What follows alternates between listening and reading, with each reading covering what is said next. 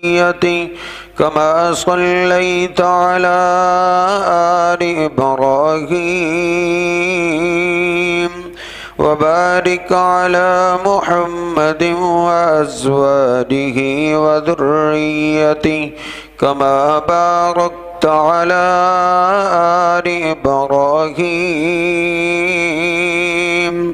إنك حميد مجيد.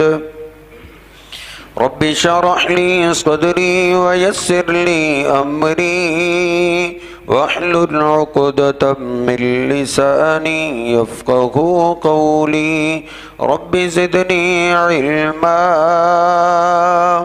سبحانك لا علم لنا إلا ما علمتنا إنك أنت العليم الحكيم. أما بعد فإن خير الحديث كتاب الله وخير الهدي هدي محمد صلى الله عليه وسلم وشر الأمور محدثاتها وكل محدثة بدعة وكل بدعة ضلالة وكل ضلالة في النار. أعوذ بالله السميع العليم من الشيطان الرجيم من همزه ونفخه ونفسه. بسم الله الرحمن الرحيم.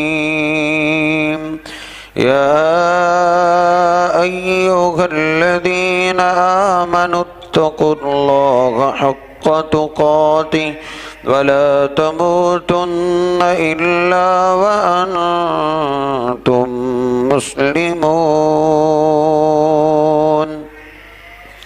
سبحان ربك رب العزة عما يصفون وسلام على المرسلين والحمد لله رب العالمين.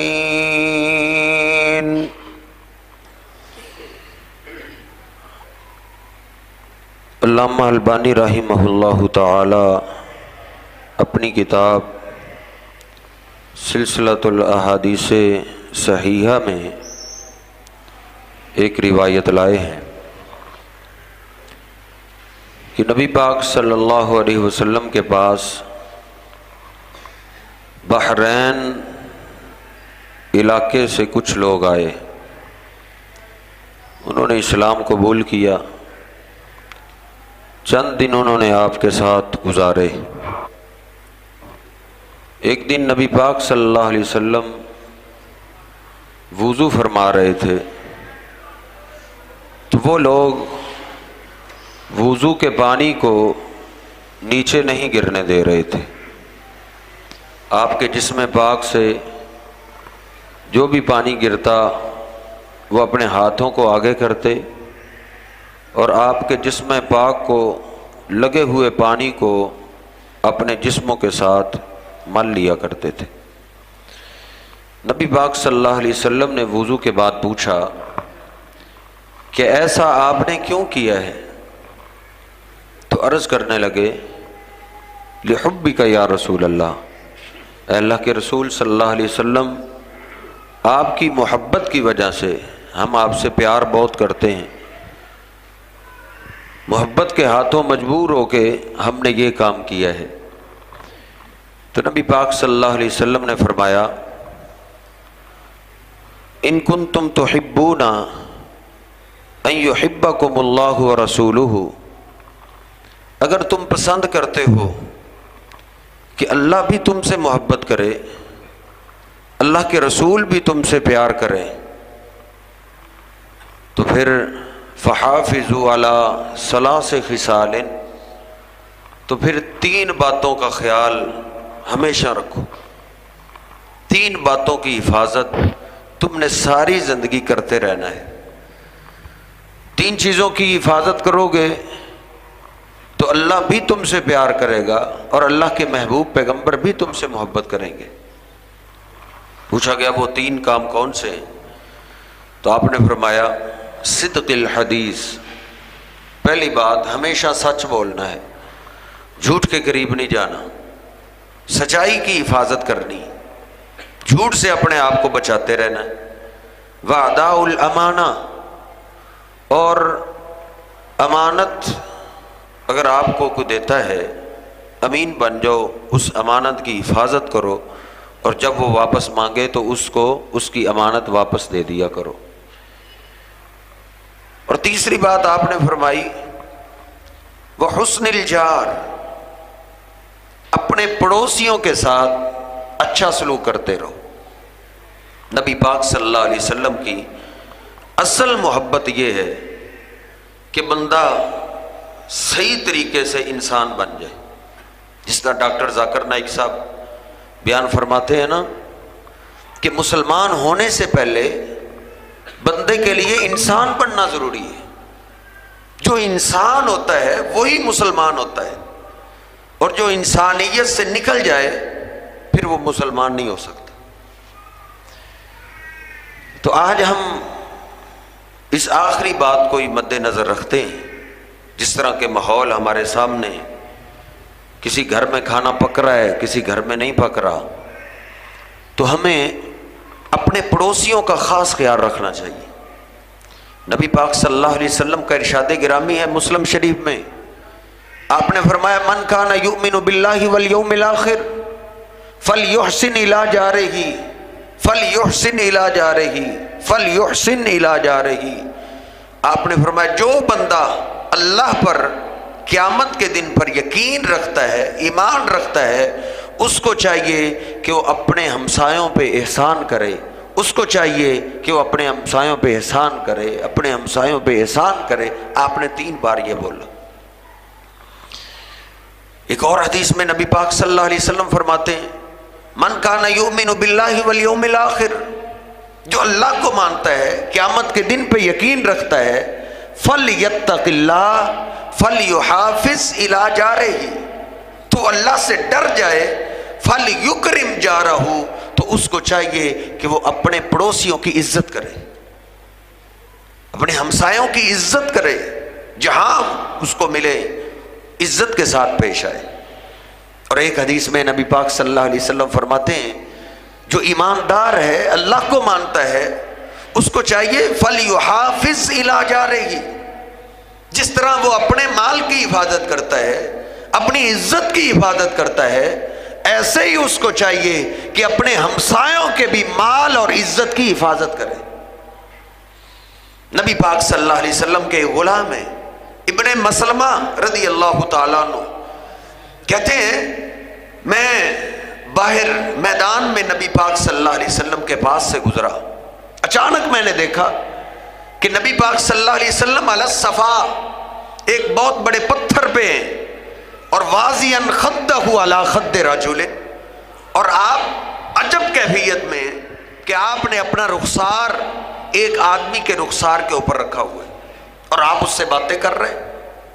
میں دیکھ کر تھوڑا سا سائڈ پہ ہو گیا کہ آپ خاص بات کر رہے ہیں۔ تھوڑی دیر کے بعد انتظار کرتے کرتے وہ آدمی آپ سے چلا گیا، تو نبی پاک صلی اللہ علیہ وسلم تشریف لائے، کہا او مسلمہ کے بیٹے تم آئے تو تم نے سلام ہی نہیں کہا۔ کہ اللہ کے حبیب آپ اتنے اہم انداز میں ایک آدمی سے گفتگو کر رہے تھے، میں نے پسند نہیں کیا کہ آپ کی باتوں میں خلل ڈالوں۔ یہ کون تھا؟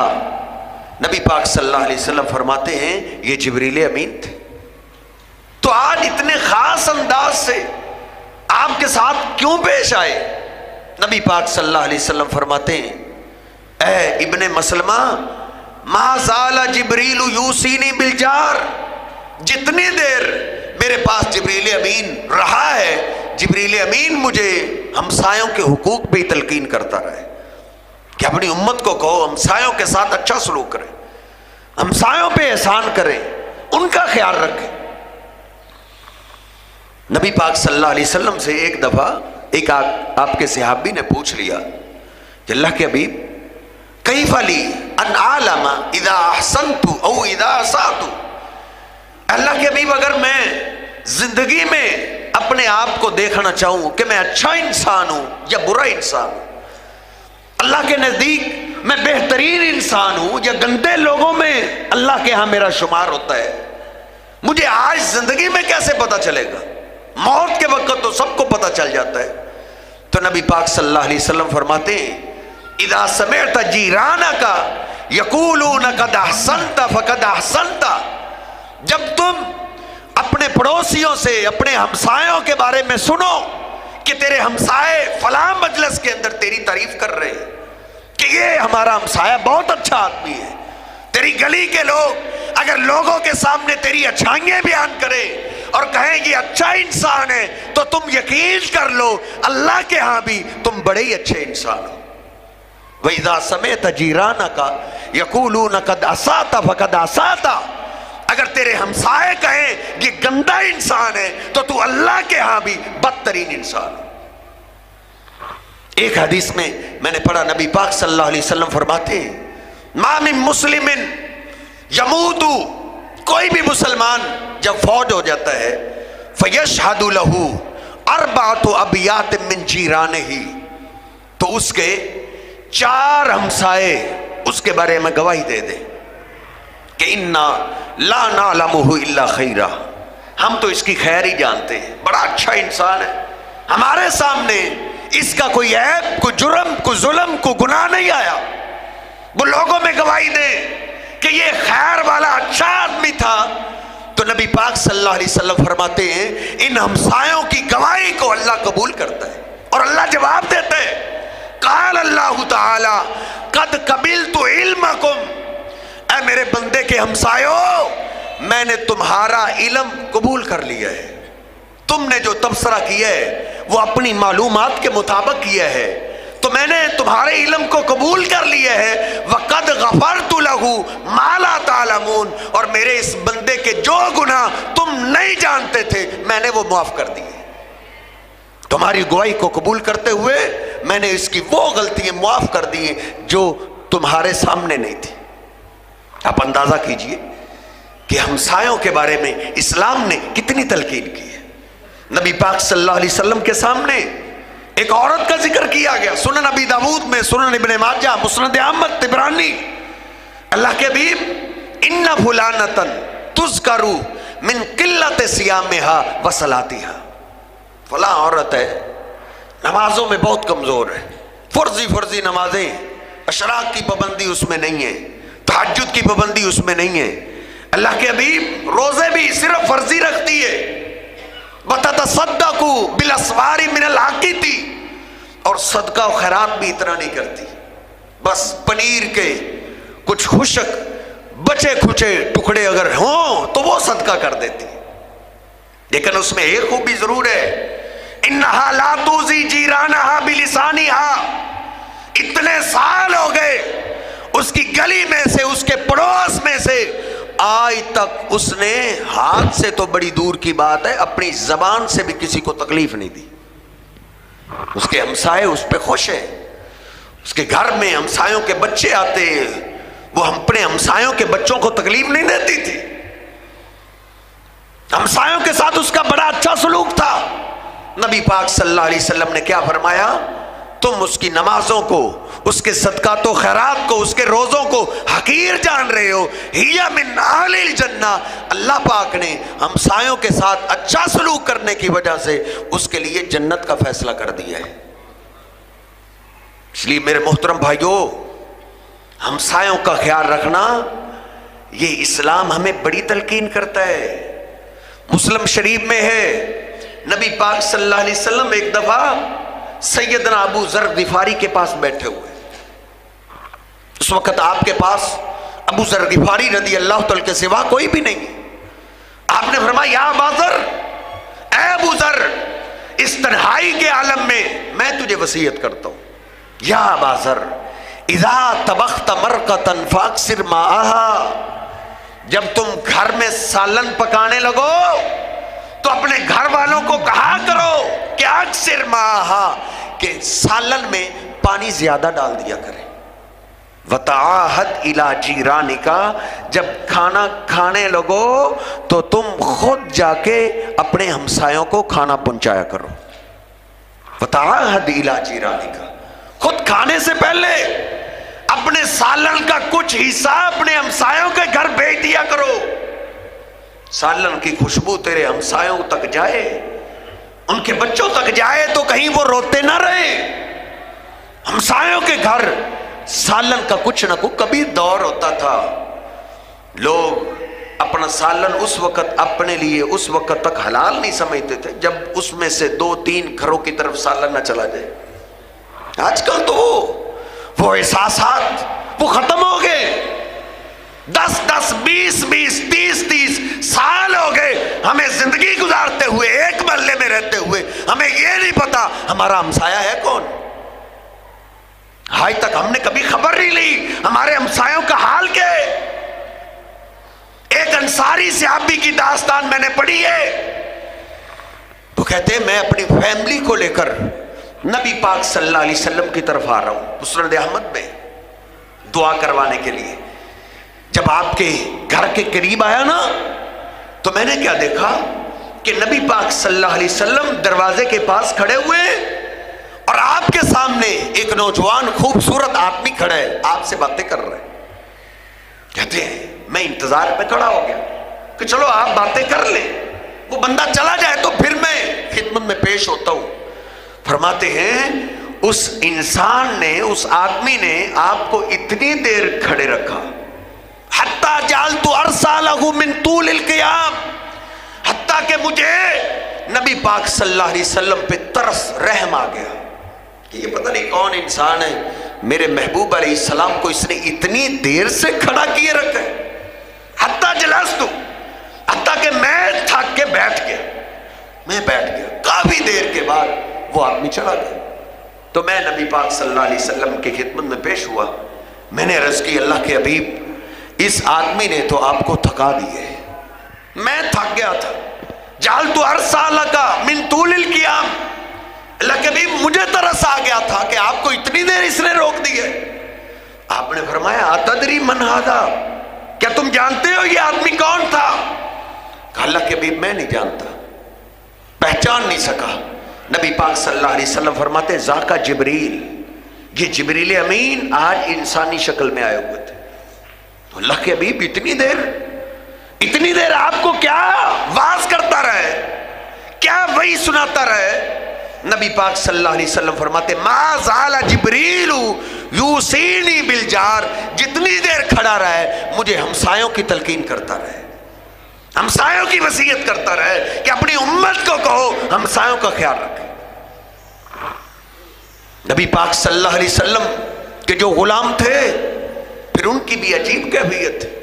سیدنا عبداللہ بن عمر بن عاص کاتب وحی رضی اللہ تعالیٰ فرماتے ہیں کسی رشتہ دار نے کسی کے گھر ایک بکرے کی سری تحفتاً بھیج دی. جب وہ گھر میں بکرے کی سری لے کر بیٹھ گئے تو وہ اپنی بیوی کو بلا لیتا ہے، کہتا ہے یہ دور پتہ ہے کون سا؟ یہ دور وہ ہے کہ کئی مہینے گزر جاتے تھے گھر میں چولہا نہیں جلتا تھا.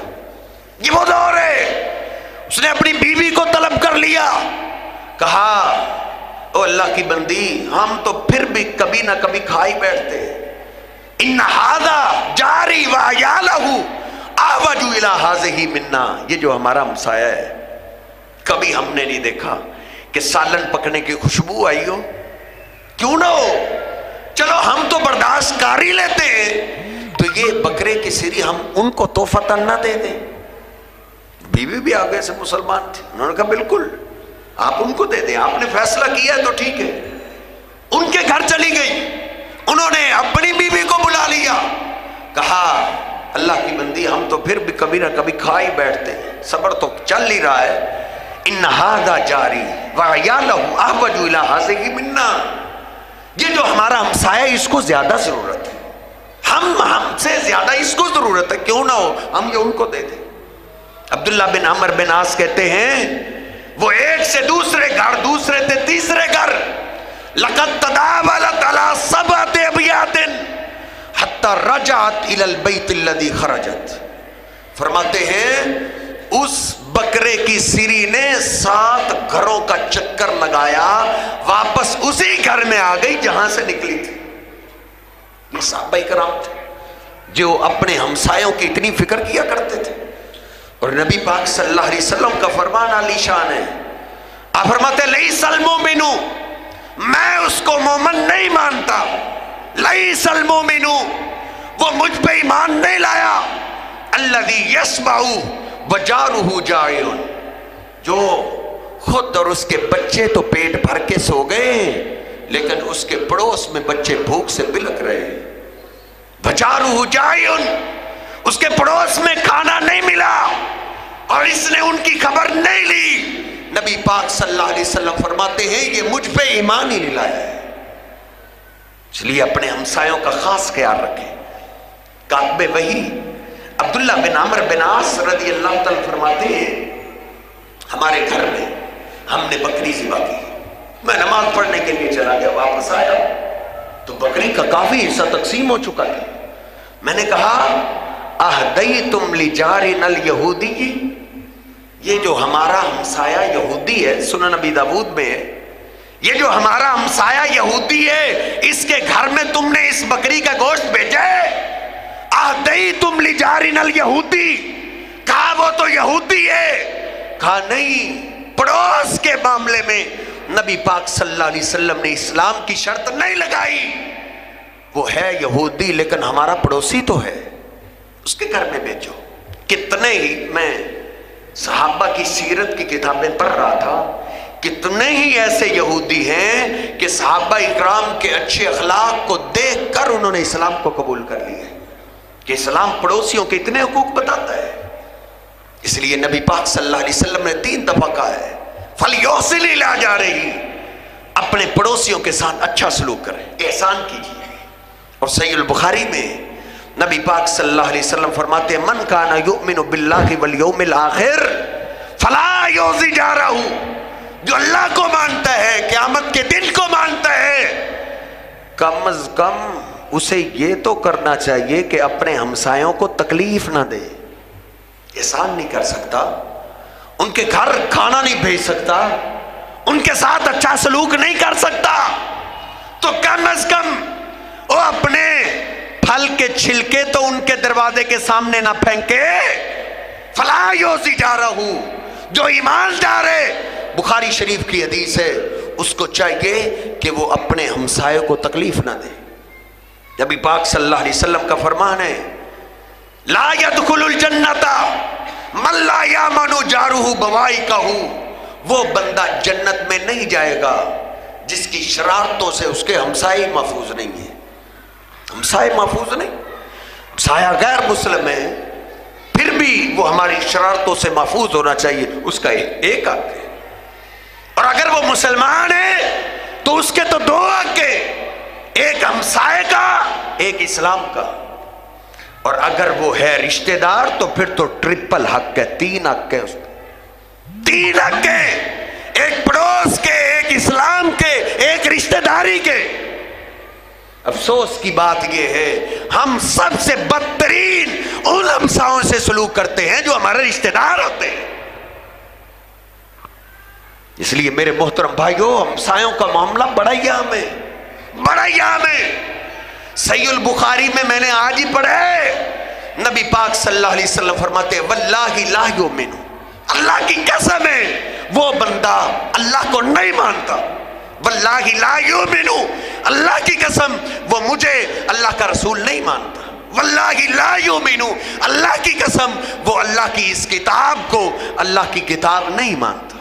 3 دفعہ آپ نے قسم اٹھا کے ایمان کی نفی کی کہ وہ ایماندار نہیں ہو سکتا.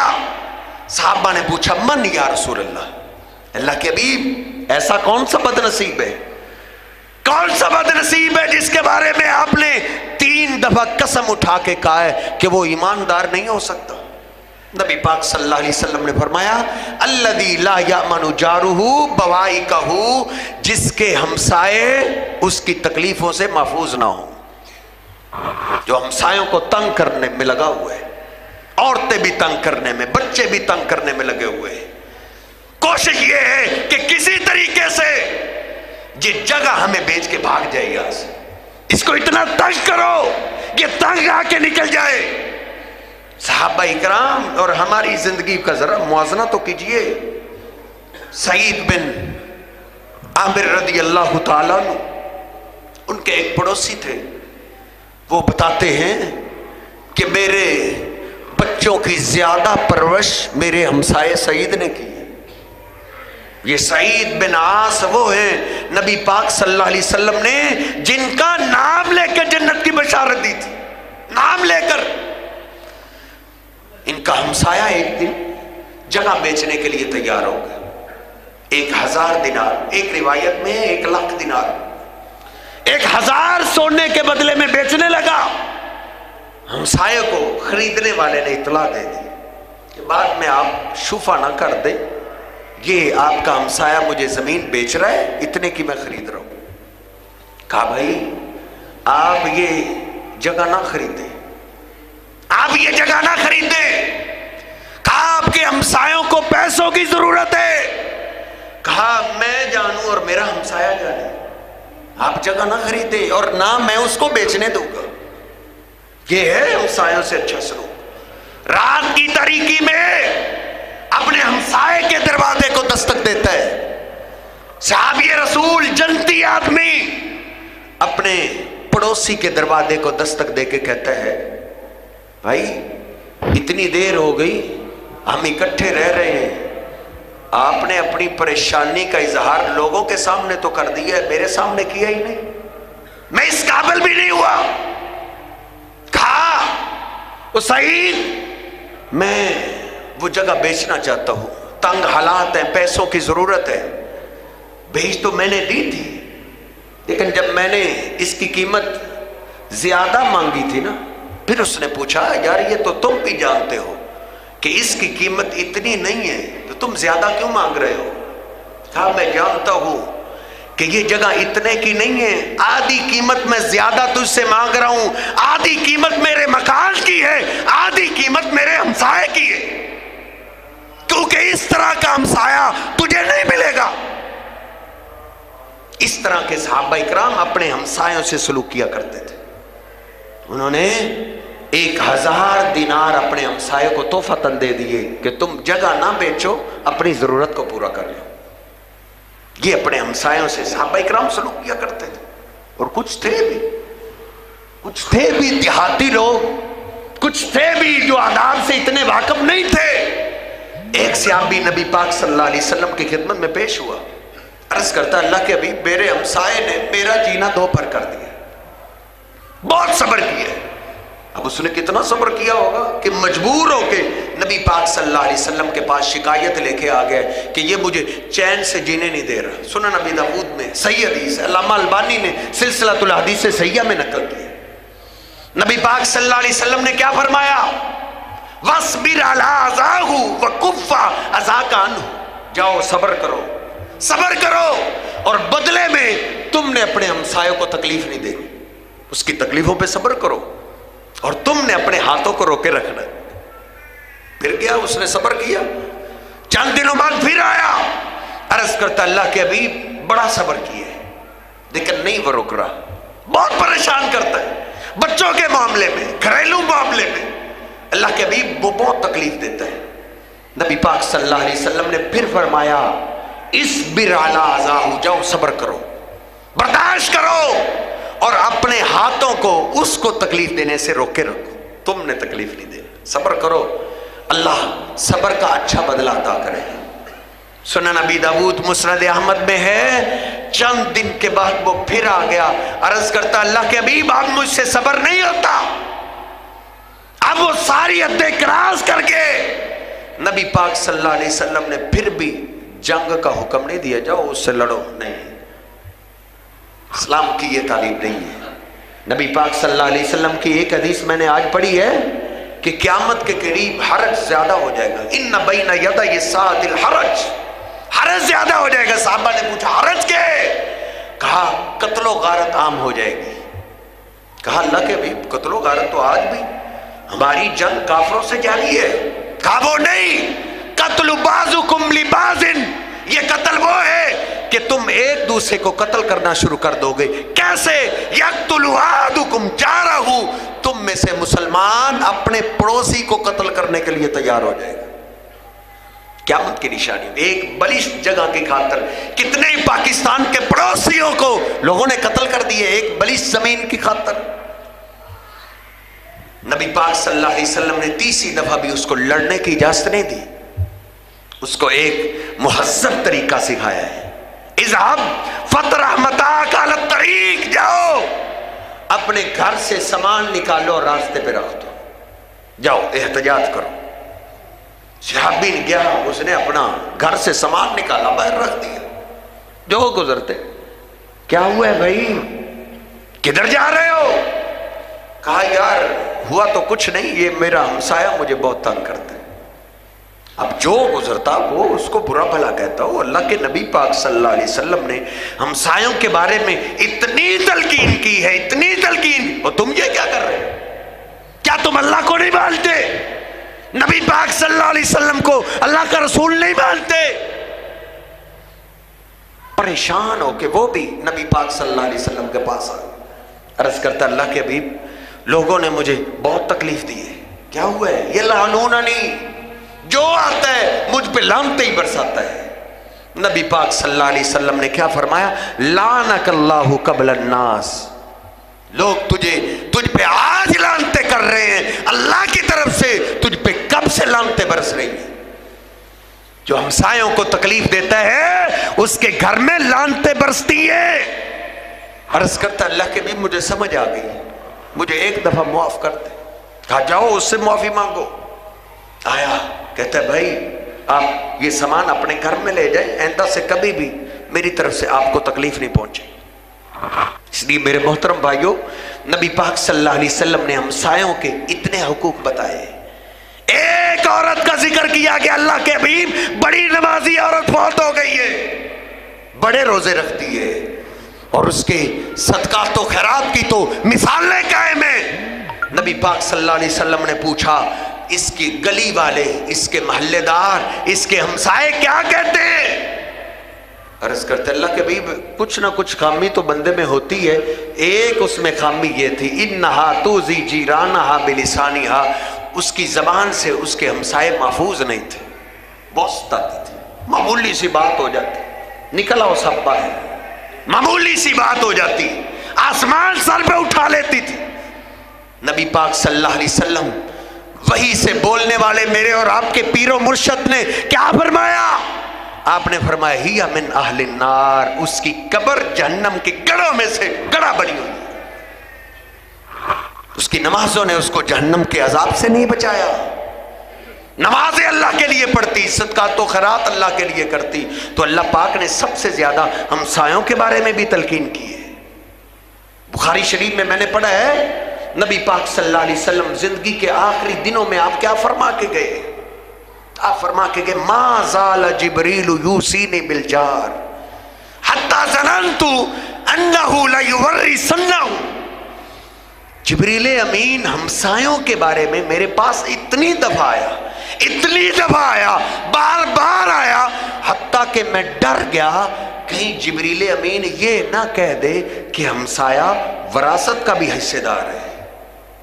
इस तरह बाप फौत हो जाए, बेटे उसकी विरासत के हिस्सेदार बन जाते हैं ना। मैं डरता रहा कहीं जिब्रील ये ना कह दे कि बेटे की तरह हमसाया भी विरासत का हकदार है। जिब्रील अमीन ने ये कहा नहीं, डर मुझे ये था कहीं कह ना दे। इसलिए ईमानदार की शान शान यही बात है कि वो अपनी गली वाले, अपने मोहल्ले वाले, अपने हमसायों का खास ख्याल रखता है, हर उस काम से बचता है जिससे उससे उसके हमसायों को तकलीफ ना हो। अल्लाह रब्बुल इज़्ज़त से दुआ है, अल्लाह रब्बुल इज़्ज़त मुझे और आपको अपने हमसायों का खास ख्याल रखने की तौफीक अता फरमाए। वक़ूलु क़ौली हाज़ा अस्तग़फ़िरुल्लाह ली व लकुम व लिसाइरिल मुस्लिमीन।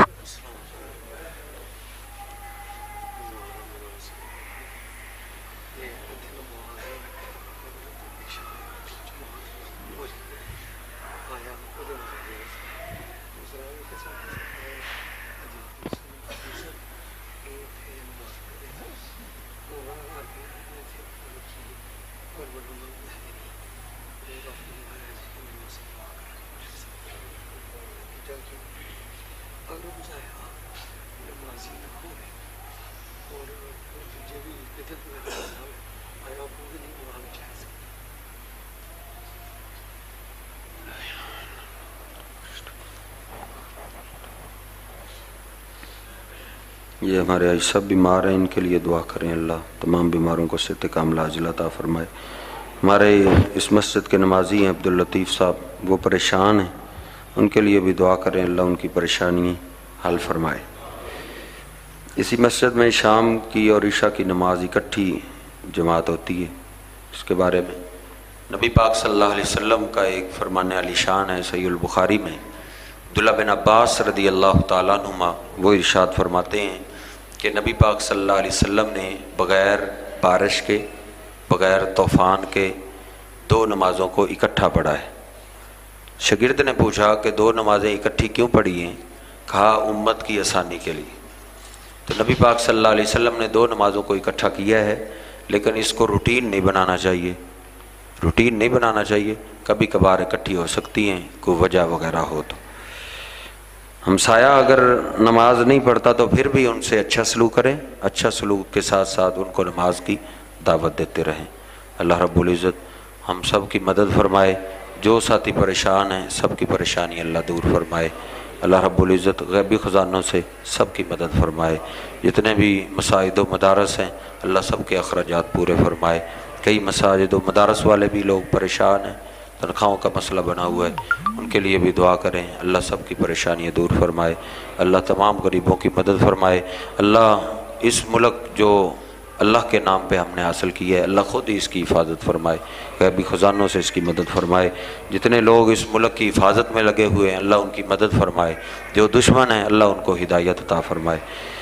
ان الحمد لله نحمده ونستعينه ونستغفره ونؤمن به ونتوكل عليه ونعوذ بالله من شرور انفسنا ومن سيئات اعمالنا من يهده الله فلا مضل له ومن يضلله فلا هادي له اشهد ان لا اله الا الله وحده لا شريك له واشهد ان محمدا عبده رسوله اللهم صل على محمد وازواجه وذريته كما صليت على آل ابراهيم وبارك على محمد وازواجه وذريته كما باركت على آل ابراهيم انك حميد مجيد ربنا آتنا في الدنيا حسنة وفي الآخرة حسنة وقنا عذاب النار اللهم اشف مرضانا ومرضى المسلمين يا شافي المرضات اشف مرضاتنا ومرضات المسلمين يا قاضي الحاجات اقض حاجاتنا وحاجات المسلمين اللهم اكفنا بحلالك عن حرامك واغننا بفضلك عمن سواك ربنا ظلمنا أنفسنا وإن لم تغفر لنا وترحمنا لنكونن من الخاسرين ربنا تقبل منا إنك أنت السميع العليم وتب علينا إنك أنت التواب الرحيم سبحان ربك رب العزة عما يصفون وسلام على المرسلين والحمد لله رب العالمين